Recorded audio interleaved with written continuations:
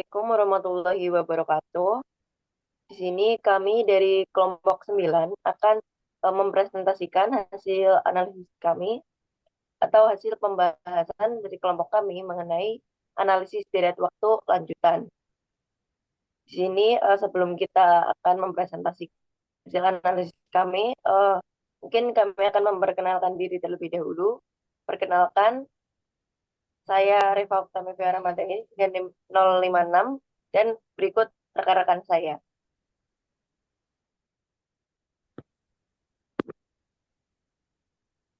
Saya Denisa dengan NIM belakang 054. Saya Farhan Adimas dengan NIM belakang 328. Saya Naira Melista dengan NIM belakang 331.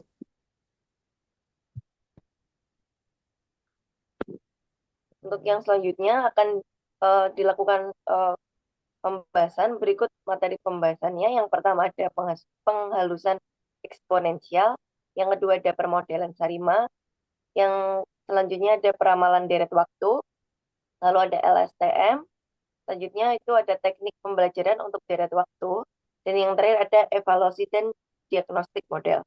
Untuk pemaparan materi mungkin bisa dimulai oleh rekan saya. Tempat dan waktu dipersilakan. Baik, terima kasih moderator. Jadi di sini saya akan menjelaskan terkait dengan exponential smoothing atau penghalusan eksponensial. Jadi apa itu exponential smoothing? Exponential smoothing adalah suatu prosedur yang secara terus-menerus memperbaiki peramalan dengan merata-rata atau menghaluskan atau bahasa Inggrisnya itu smoothing nilai masa lalu dari suatu data runtut waktu dengan cara menurun.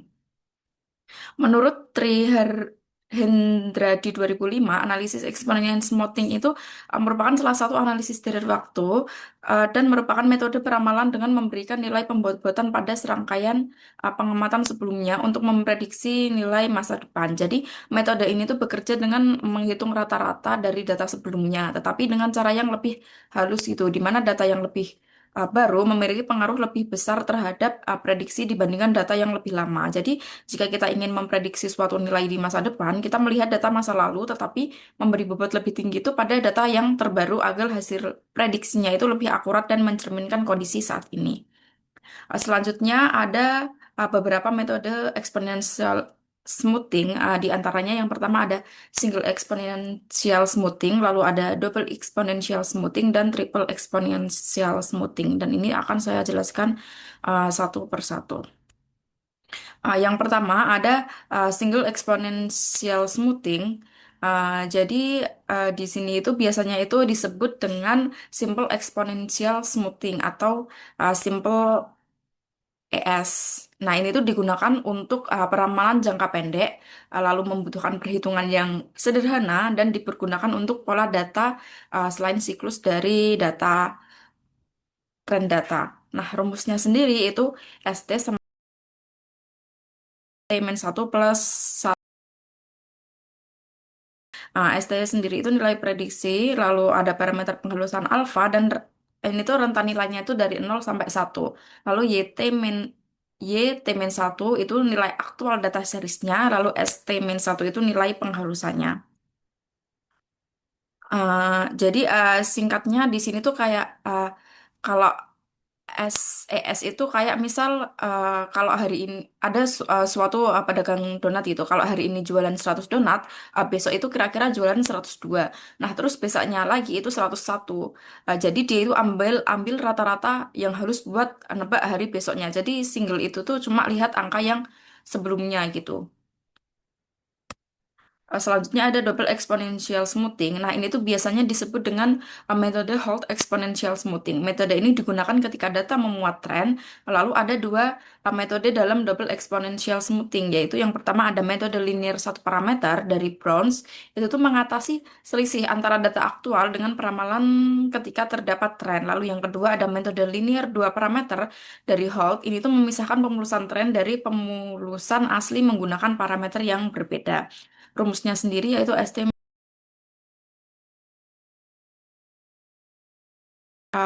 dalam kurung ST min 1 plus T min 1, lalu ada TT sama dengan beta ST plus ST min 1 plus 1 min beta T min 1. Lalu ST dan TT itu merupakan penghalusan level level dan trennya. Lalu delta dan beta itu merupakan parameter penghalusan. YT adalah nilai aktual pada time series pada periode T. Lalu yang K itu merupakan step ahead forecast. Jadi uh, DES sendiri itu kalau kita perumpamaannya kayak tadi itu misal penjualan donatnya itu kan ramai karena viral. Nah, setiap hari jualannya itu naik terus gitu. Jadi hari pertama itu 100, besok 110, lalu besoknya 120.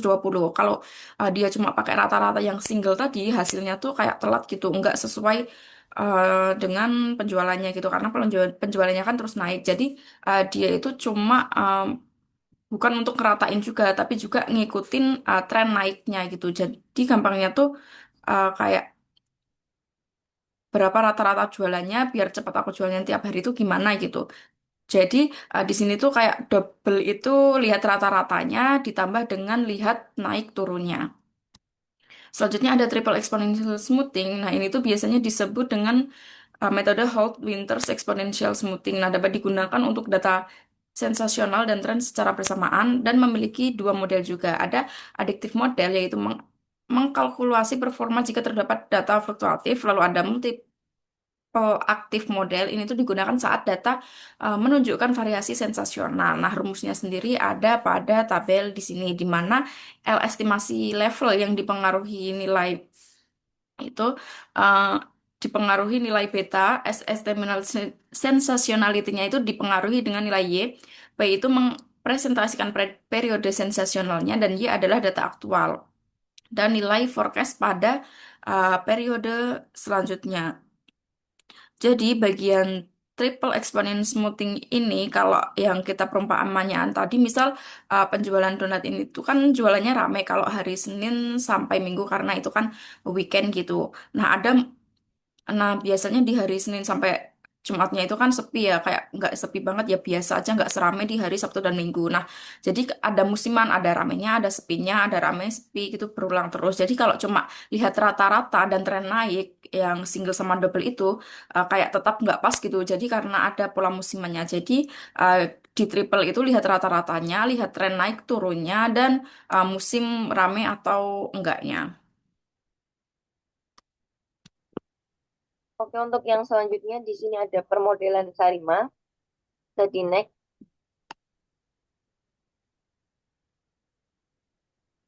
Oke, untuk permodelan Sarima sendiri, ini tuh merupakan pengembangan dari model Arima yang dapat menganalisis pola data yang berulang atau musiman ketika eh, periode waktu tertentu yang tetap seperti kuartalan, semesteran, dan atau tahunan.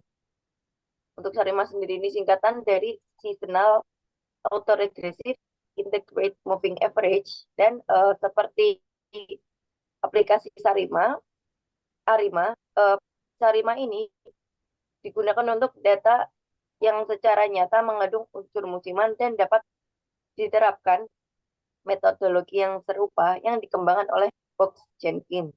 Next.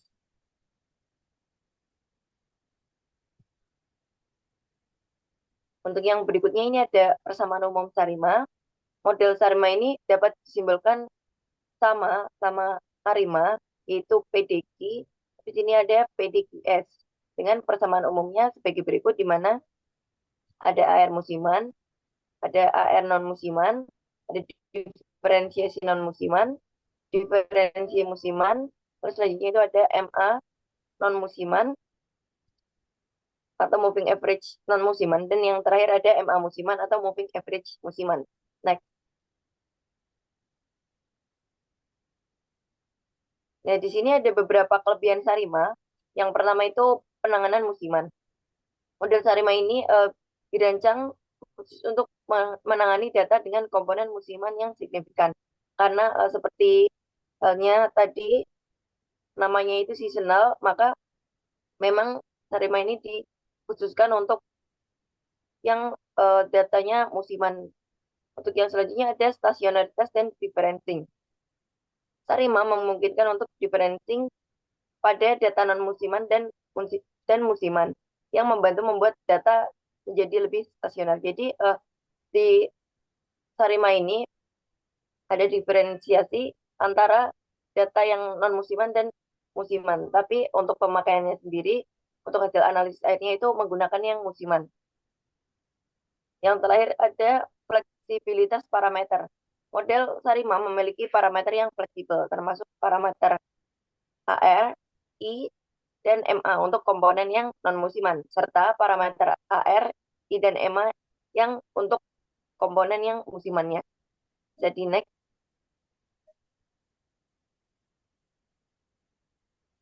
Yang selanjutnya ini ada kekurangan Sarima. Yang pertama itu ada asumsi stasioneritas. Model Sarima ini membutuhkan asumsi bahwa data yang digunakan stasioner. Karena data yang kita analisis itu belum tentu stasioner. Jadi di sini mau tidak mau jika kita menggunakan permodelan Sarima ini asumsinya datanya itu harus stasioner. Lalu yang selanjutnya ada penentuan parameter yang rumit. Sarima ini memungkinkan untuk differencing pada data non-musiman dan musiman yang membantu membuat data menjadi lebih stasioner. Tapi di penentuan parameter ini membutuhkan waktu yang cukup lama ya untuk penentuannya. Jadi mungkin bisa sedikit lama lah dalam analisis Sarima ini. Lalu yang selanjutnya ada sensitif terhadap data outlier. Seperti model statistik lainnya, Sarima rentan terhadap data outlier yang dapat mempengaruhi kualitas ramalan. Data outlier di sini tuh jika dalam periode musiman harusnya kan itu sama terus, tapi kalau ada outlier mungkin di salah satu periode yang seharusnya sama itu pasti ada perbedaan yang cukup signifikan. Next.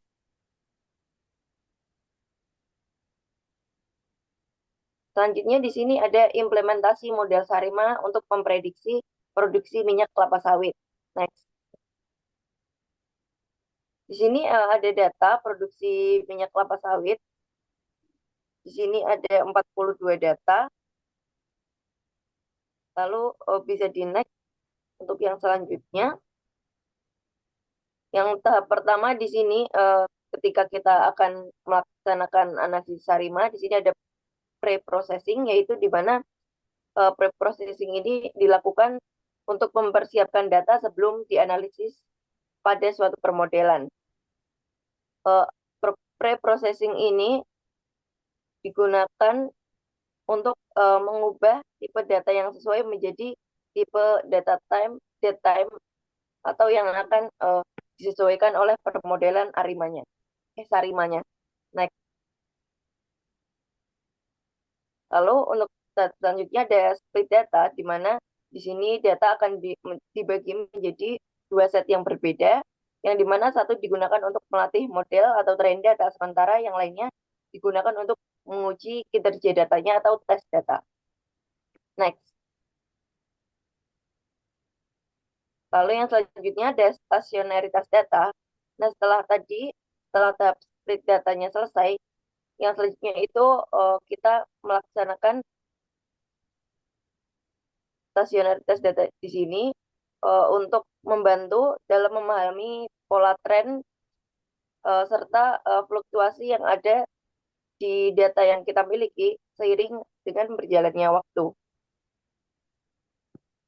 Jadi next. Untuk yang selanjutnya, langkah selanjutnya ini ada cek ACF dan PACF.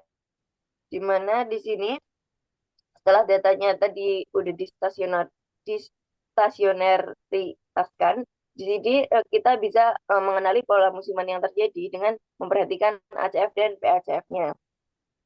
Nah, lalu jika kita sudah menganalisis dengan mengecek ACF dan PACF-nya, jika datanya sudah memenuhi stasioneritas dan dapat dilanjutkan pada proses selanjutnya, yaitu bisa dilakukan penentuan parameter. Seperti gambar di sini. Next. Yang selanjutnya, di sini kan menentukan parameter. Jika dicontoh ini, langsung saja di sini menentukan D, Q, dan P-nya. Jika sudah, di sini identifikasi model sementara sarimanya itu adalah 101 dan 20012. Bisa di next. Selanjutnya, setelah kita menemukan parameter yang tadi, kita bisa langsung memasukkan ke dalam tahap selanjutnya, yaitu estimasi parameter model.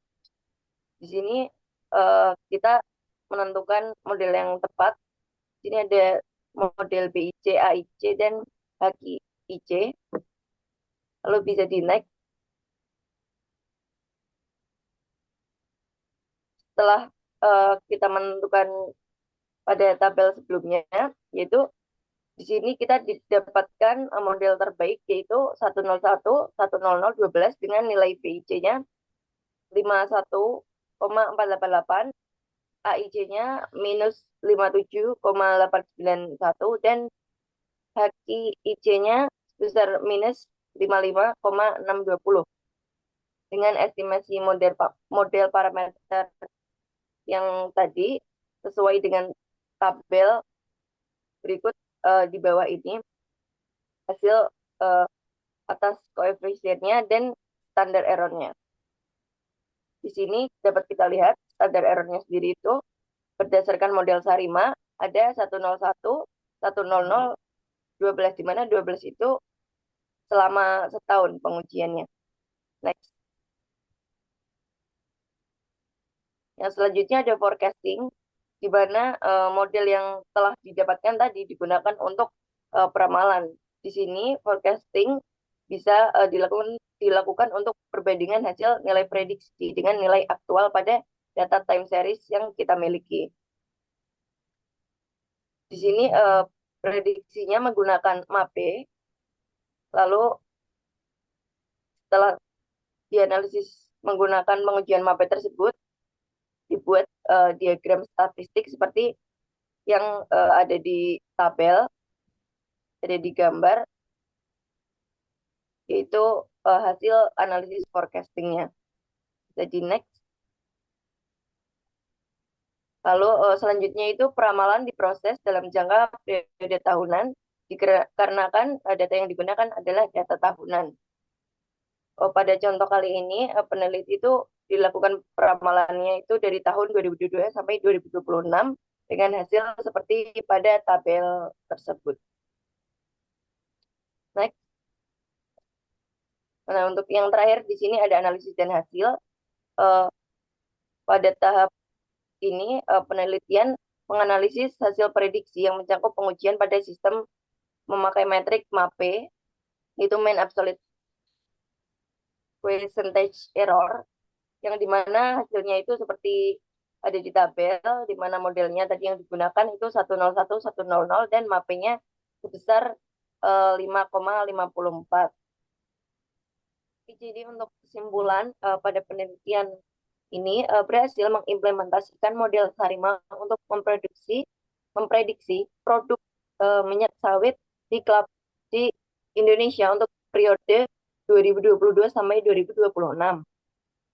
Hasil peramalan menggunakan Sarima ini menunjukkan tingkat kesalahan MAPE atau mean average percentage error sebesar 5,54% dengan model terbaiknya yaitu 101, 100, 12.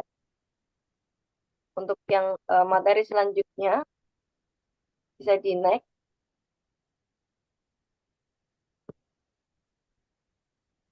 Yang selanjutnya mungkin materi peramalan akan dipresentasikan. Oke, baik, terima kasih. Untuk materi selanjutnya adalah peramalan deret waktu atau biasa dikenal adalah time series forecasting. Jadi apa itu peramalan deret waktu? Pada umumnya peramalan deret waktu adalah proses mengestimasi nilai-nilai di masa depan berdasarkan pola atau tren dalam data historis. Dengan tujuan ramalan adalah untuk memberikan perkiraan yang akurat atau perkiraan terbaik tentang apa yang akan terjadi di masa mendatang. Peramalan deret waktu digunakan dalam berbagai bidang, termasuk ekonomi, keuangan, ilmu sosial, dan meteorologi, dan lain sebagainya. Banyak pendekatan-pendekatan yang digunakan untuk menggunakan forecasting. Yang pertama, pendekatan sederhana ada Naive method, simple average, moving average. Selanjutnya ada smoothing method, ada simple exponential smoothing, SCS, dan Holt linear trend method, dan Holt winter seasonal methods. Juga ada statistic model, ada ARIMA, ada SARIMA, dan regresi. Juga ada machine learning atau deep learning. Recurrent Neural Network atau RNN, dan Long Short-Term Memory atau LSTM. Next. Dalam forecasting sendiri ada beberapa tahapan umum, yaitu yang pertama adalah mengidentifikasi masalah. Yang pertama yaitu menentukan variabel yang ingin diramal atau yang ingin di forecasting. Contohnya saja saham untuk meramal harga saham PT ABC untuk 6 bulan ke depan, atau laba untuk meramal laba bersih tahun 2005 atau 2026 tahun ke depan. Yang kedua, setelah menentukan masalah atau apa yang ingin diramal, eh, mengumpulkan data-data yang relevan dan lengkap. Contohnya saja pada saham harga harian PT ABC dari Januari 2020 sampai April 2025. Juga bisa aja dari laba pada data laporan laba rugi dari tahun 2015 sampai tahun 2024. Yang selanjutnya itu yang ketiga adalah memvisualisasi dan analisis data secara sederhana, yaitu mengecek apakah ada data yang berpola atau tren atau musiman atau outlier lainnya. Contohnya saja pada saham, jika pada harga saham terlihat ada tren naik dan volatilitas musiman. Juga pada laba, misalnya aja grafik laba tahunan naik stabil dan ada lonjakan tertentu pada tahun tertentu. Next.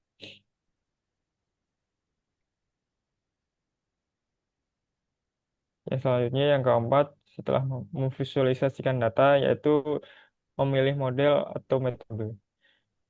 Nah, setelah memilih mode forecasting, yaitu contoh saja pada saham menggunakan ARIMA untuk data yang menunjukkan tren atau volatilitas. Ataupun laba menggunakan exponential smoothing untuk laba yang trennya naik dan stabil. Yang terakhir yaitu kelima adalah validasi dan penerapan model. Untuk mengevaluasi model bisa menggunakan MAPE dan RMSE, yaitu seberapa jauh model tersebut error untuk dilakukan forecasting. Tentu saja pada saham yaitu model ARIMA untuk memprediksi harga saham PT ABC naik 10% dalam 6 bulan. Ataupun pada laba, pada prediksi laba di tahun 2025 sebesar 10 miliar. Ya,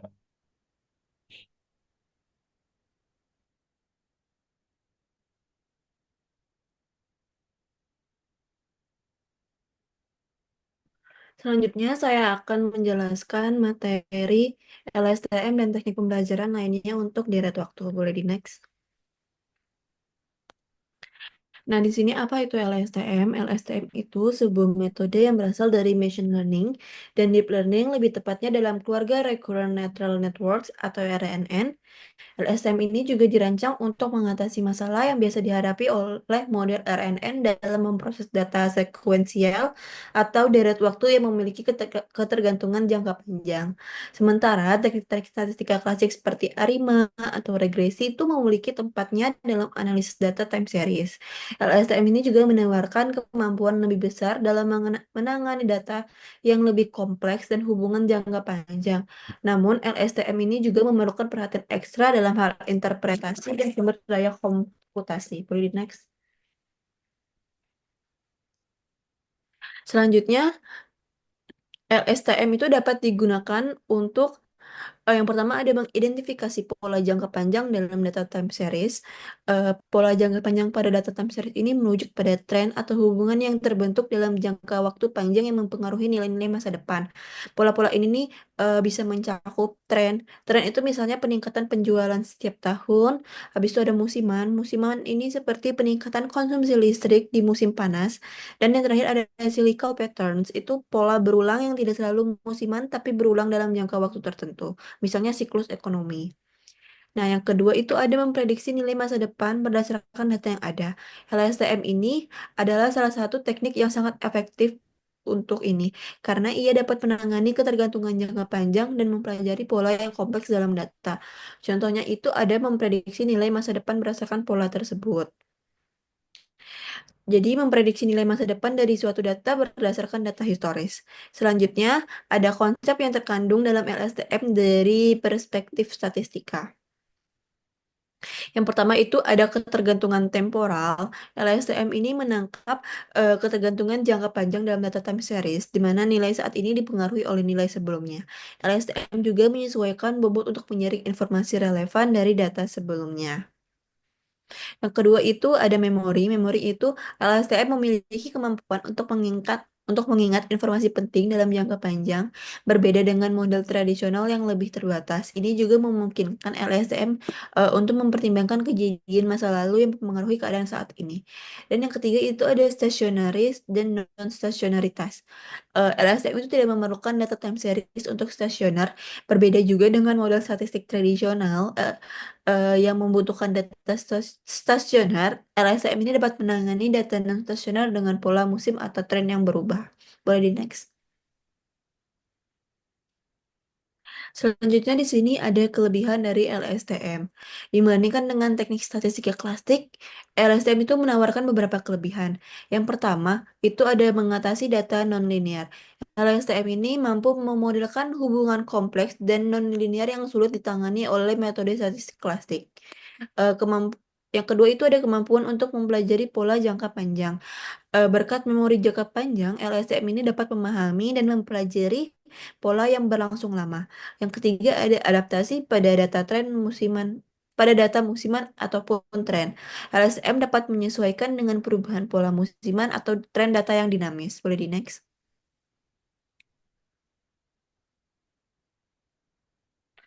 Karena ada kelebihan, pasti juga ada kekurangan. Berikut adalah kekurangan dari LSTM. Yang pertama, LSTM tentunya membutuhkan banyak dana. LSTM ini memerlukan jumlah data yang besar untuk pelatihan agar bisa bekerja secara optimal. Yang kedua, ada kesulitan dalam interpretasi. Model LSTM ini tergolong sebagai black box, sehingga sulit dijelaskan secara intuitif seperti model statistik tradisional. Dan yang terakhir itu ada waktu pelatihan yang lama.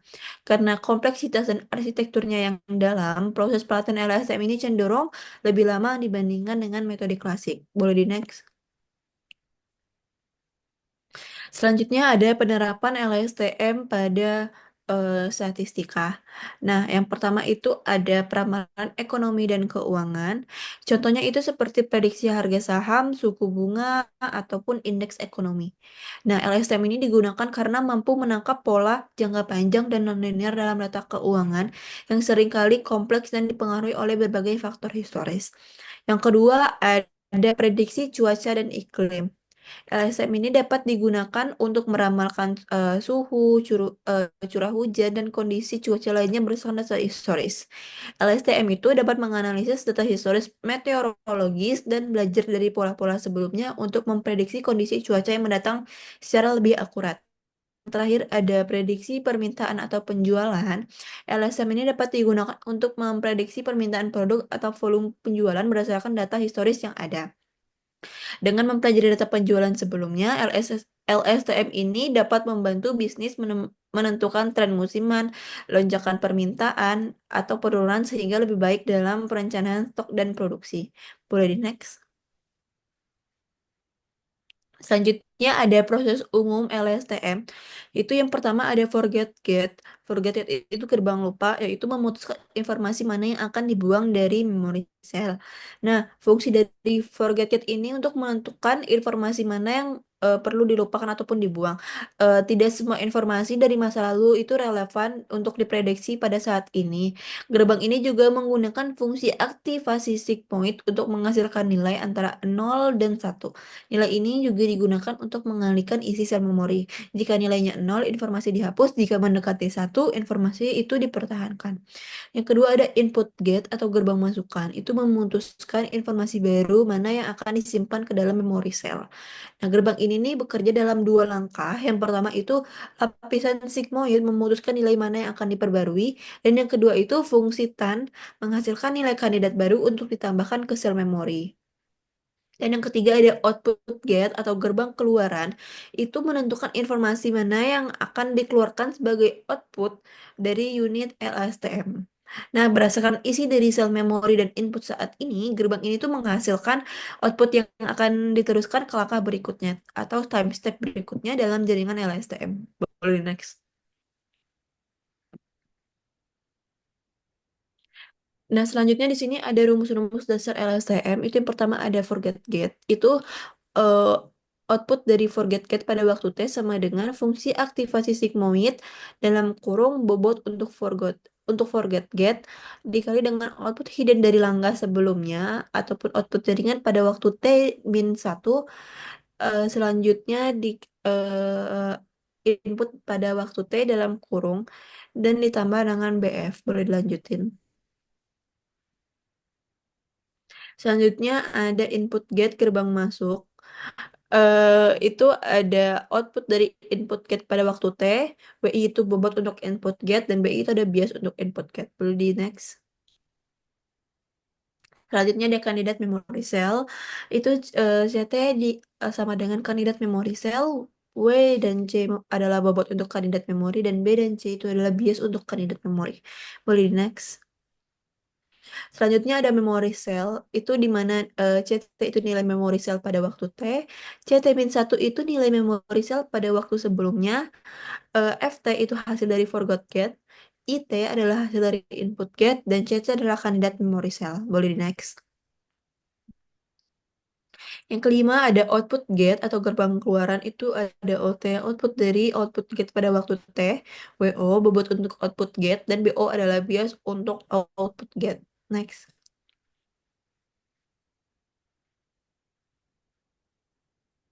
Selanjutnya ada output hidden state atau output state tersembunyi. Itu ada HT, output hidden state pada waktu T, OT, output dari output gate, dan CT adalah nilai memori cell pada waktu T.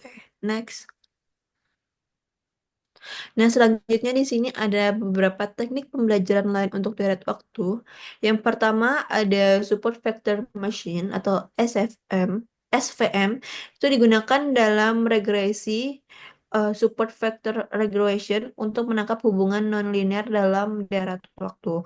Nah, kelebihannya itu cocok untuk dataset kecil dan mampu menangani noise. Yang kedua ada K-nearest neighbor atau KNN, itu kegunaannya untuk berdasarkan kesamaan antara titik data sebelumnya. Dengan kelebihan sederhana, tidak membutuhkan pelatihan model eksplisit dan bergantung pada matrik jarak. Yang ketiga ada BSTS, itu Bayesian Structural Time Series, itu mm, menggunakan pendekatan Bayesian untuk mengidentifikasi tren musiman dan memprediksi ketidakpastian prediksi. Nah, itu kelebihan dengan memberikan interval kepercayaan pada prediksi, cocok untuk analisis kausal dan forecasting dengan ketidakpastian tinggi. Selanjutnya ada random forest. Ini eh, model ensemble yang menggabungkan pohon keputusan untuk menangani data nonlinear dan interaksi kompleks. Kelebihannya ini adalah akurat dan tahan terhadap overfitting.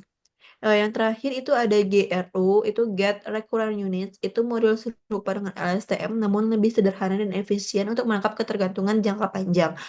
Ini cocok untuk perangkat terbatas ataupun dataset yang lebih kecil dan tetap mampu menangani ketergantungan jangka panjang. Boleh di next. Materi selanjutnya akan saya serahkan kepada teman saya. Baik, terima kasih. Selanjutnya saya akan menjelaskan terkait dengan evaluasi dan diagnostik model. Jadi apa itu evaluasi model? Evaluasi model dalam analisis deret waktu adalah proses untuk menilai seberapa baik suatu model peramalan atau forecasting mampu mempresentasikan pola dalam data historis dan memprediksi nilai di masa depan. Jadi singkatnya itu kalau evaluasi model itu kayak ngecek seberapa bagus ramalan kita gitu. Kalau prediksinya dekat sama kenyataan, berarti model kita semakin bagus. Kalau prediksinya jauh dari kenyataan, itu prediksinya jelek dan perlu diperbaiki. Di sini ada beberapa dari evaluasi model. Itu yang pertama ada mean absolute error atau MAE yaitu MAE adalah rata-rata dari nilai absolut selisih antara prediksi dan observasi aktual. MAE mengukur besarnya kesalahan tanpa memperhatikan arah kesalahan. Jadi itu positif atau negatif. Jadi itu MAE itu seberapa besar sih rata-rata salahnya. Lalu ada root mean square error atau RMSE, itu merupakan akar kuadrat dari rata-rata kuadrat perbedaan antara nilai aktual dengan prediksi. RMSE itu memberikan penalti yang lebih besar terhadap kesalahan yang besar dibandingkan MAE. Jadi uh, kalau datanya salah, tapi yang paling besar hasilnya itu yang paling kena uh, penalti yang lebih parah gitu. Lalu yang terakhir ada mean absolute percentage error atau MAPE. MAPE mengukur kesalahan dalam bentuk persentase sehingga memudahkan interpretasi dan perbandingan antara data yang uh, memiliki skala yang berbeda. Nah, selanjutnya ada diagnostik model. Diagnostik bertujuan untuk mengidentifikasi apakah asumsi-asumsi statistik dalam permodelan itu telah terpenuhi, seperti independensi residualnya, normalitas residual, dan homogenitas. Nah, jika ditemukan penyimpangan dalam diagnostik, maka perlu dilakukan perbaikan model agar hasil peramalannya menjadi lebih akurat dan valid. Jadi, gampangnya itu diagnostik model itu kayak kita ngetes apakah ada kesalahan gitu, kayak cek kesehatan gitu, apakah ada pola yang terlewat atau apakah residualnya normal atau tidak. Jadi kalau residualnya acak, itu modelnya makin sehat. Kalau ada pola, itu modelnya makin sakit atau perlu diperbaiki. Selanjutnya di sini ada beberapa contohnya, itu ada uji autokorelasi residual atau Jungbox tag. Ini tuh bertujuan untuk menguji apakah residual dari model menunjukkan adanya autokorelasi. Model dari waktu yang baik itu seharusnya menghasilkan residual yang acak. Nah, jadi kayak tadi kalau semakin acak jadi datanya semakin sehat gitu. Lalu ada normalitas residual. Ini tuh asumsi normalitas residual diperlukan untuk validitas banyaknya teknik statistik seperti estimasi internal, interval, dan uji hipotesis. Lalu di sini selanjutnya ada uh, plot residual ACF dan PACF. Plot ACF atau autocorrelation function uh, itu dan PACF itu dari residual digunakan untuk secara visual menilai adanya pola autokorelasi. Jadi apakah ada polar yang terselubung atau enggak gitu. Lalu ada cross validation time series atau rolling forecast origin. Ini tuh teknik validasi di mana model dibangun pada set awal data, kemudian dilakukan prediksi pada titik-titik tertentu. Jadi ini tuh kayak misal kita latihan dikit-dikit nanti sampai ke depannya sampai bisa uh, sesuai dengan apa yang kita harapkan gitu. Jadi kayak bertahap gitu. Baik, selanjutnya saya kembalikan kepada moderator. Oke, karena pemaparan materinya telah selesai, mungkin kami dari kelompok 9 mencukupkan eh, pemaparan materi pada hari ini. Kurang lebihnya mohon maaf. Wassalamualaikum warahmatullahi wabarakatuh. Waalaikumsalam warahmatullahi wabarakatuh.